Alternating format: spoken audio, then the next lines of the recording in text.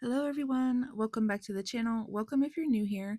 My name is Brittany, and today I'm going to be talking to you about a health scare that I had recently, sharing what I learned about it, and then explaining how my journaling systems have helped me to more or less save my life.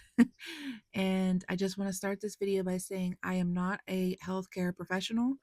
I am not licensed in any medical field or health field, and I am not a doctor. So do look for your healthcare advice from a healthcare professional. Now, to get started, I just want to say that I ended up in the emergency room yesterday from a food allergy, and I had no idea that I had this. I've never experienced it before, and I had never heard of this particular allergy before either. So, originally, when I started to experience the symptoms, I thought I was having a more serious event like a heart attack or stroke. And that's not to say that this particular type of allergic reaction isn't a serious event, because it can be fatal in some people. I experienced a moderate allergic reaction and I needed to have an antihistamine. But this particular case or event started by me feeling dizzy and experiencing tingling in the left side of my face, around my lips and mouth. My fingertips and hands were tingling. I had very, very slight sense of nausea and an elevated blood pressure.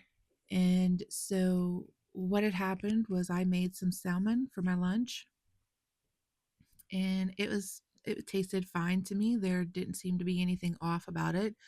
And it was I did prepared it how I normally do, which is with extra virgin olive oil, and then I put some lemon butter seasoning on it. I cooked it the same way, cooked it to temp. Everything was fine, didn't smell or taste off at all. But then I started to have these symptoms, and at first I was afraid that it was a stroke because of the tingling in my face.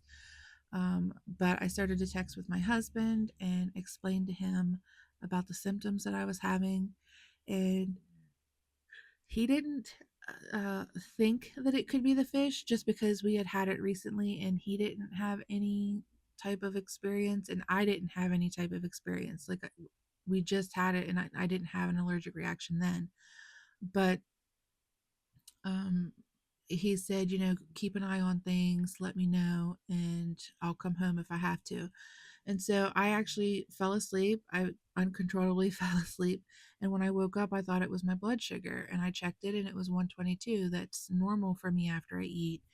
So then I was looking at my Fitbit, and here I've printed off my Fitbit heart monitor from yesterday to share with you. I just have the basic membership, so it doesn't actually show my pressure. This is just my heartbeat per minute. And you can see there is a stark difference. I normally have a very low heart rate, low body temperature, and low blood pressure. I've always had that. That's normal for me. And so to have a spike this big when all I'm doing is sitting down is a little bit of an alarm for me.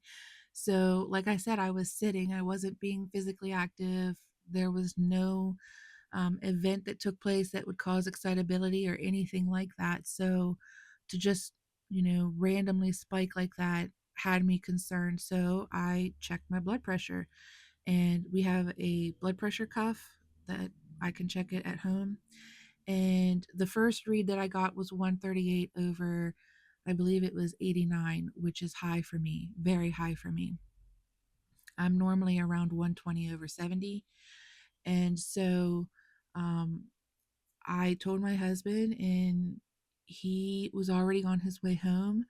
And then I started to get a lot more dizzy, like significantly more dizzy. And so I checked it again a little bit later, and it had risen to 157 over 98. And I started to get really scared at this time because, like I said, that's very high for me. So I called the emergency number, and I live really close to our firehouse, and they were able to get here in less than 5 minutes. When they came, they asked me a series of questions, trying to piece together the puzzle to try to understand like my symptoms and when they started. And because I keep track of my health, which I'm going to show you in a little bit in my Hobonichi Techo, I was able to tell them exactly when it started, when my interaction with the fish occurred, and then how soon after I started to have these. And then because I was tracking my blood pressure also, they were able to see the increase and over what amount of time the increase was occurring. So they put me in the back of the ambulance. They took my blood pressure, and at that point it was 170 over 101. And they said, okay, we're going to take you in just to be safe. So halfway to the hospital, the doctor said, your heart monitor, it looks good. Your heart's very strong. I don't think you're having a heart event. So that calmed me down a little bit.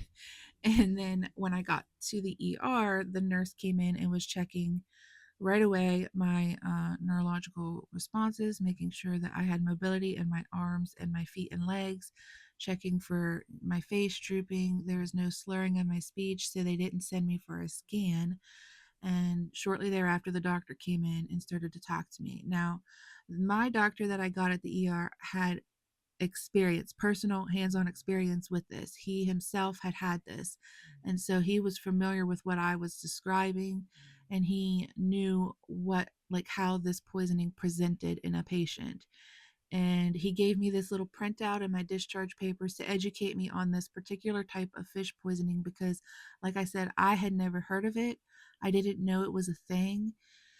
And basically, you can start experiencing this type of allergic reaction anywhere from 2 minutes to 2 hours after consuming it.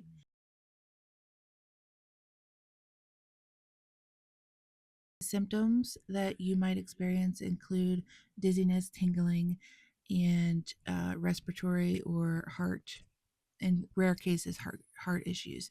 So basically, the symptoms will depend on if you have a mild or more severe reaction, and mine was moderate because I did require an antihistamine. But he was describing to me how this particular um, histidine gets built up in the fish, and basically it's from the fish being spoiled. It's not been refrigerated properly, and that can happen at any point from the time that it's caught in the wild to the time it makes it home to your refrigerator. And cooking it at any type of degree is not going to get rid of this. So it didn't matter that I cooked the fish to the temperature it needed to be. That's not going to get rid of this histidine that builds up in it. And so I thought that, this was really interesting. And I wanted to share this with everyone because I didn't know about it. And I've had fish my entire life and I've never had a reaction like that. And like I said, I literally just had the same fish like a few days ago and did not have this reaction. So it might have just been one piece in the batch that was bad. I'm not sure, but I'm really grateful to the emergency staff and the team that treated me. I'm glad that I was able to get IV Benadryl and that my body responded well. I did pray before I went in the ambulance and just asked God to be with me and to guard my heart. And I gave my life over to Him and said, please protect me and keep me safe. And I truly believe it's because of God that I am here and that I was able to recover as quickly as I did. And I'm very grateful. And so I just want to talk a little bit about how I journal my health and kind of like track everything and how this helped the medical professions know, what was wrong versus what wasn't. And so every day I write down if I've taken a vitamin, and if I do, I write down what I've taken, how much I've taken. Then I take my blood glucose level, and then I track what I eat. And then I take my blood pressure, usually before I work out, and then after I work out, so that my doctor can see how fast I recover. And then also how elevated my heart rate gets when I do physical activity. I also track my weight and my steps for the day. So this type of tracking on the vertical of the Hobonichi Techo, the vertical week, is not necessarily what it was meant for, but it's how I've decided to use it. And I've started this about a year and a half ago. And I'd say I've been doing it for almost 2 years now, but I'm definitely going to continue doing it because this also helped me pinpoint a condition that I discovered last year, which I started to have heart palpitations. And I know that I've talked about this before on the channel. That led me to go see a physician, and that's how I learned that I had a heart murmur. So this journal has saved my life more than once. But yeah, it's a great experience, and I really am grateful to the technologies that I have, like my Fitbit, and for the platform of YouTube. I am grateful for the information that the medical team gave me, and I just want to get this information out there because if somebody else could be helped from this, I want to do that. And so I also want to say happy birthday to YouTube.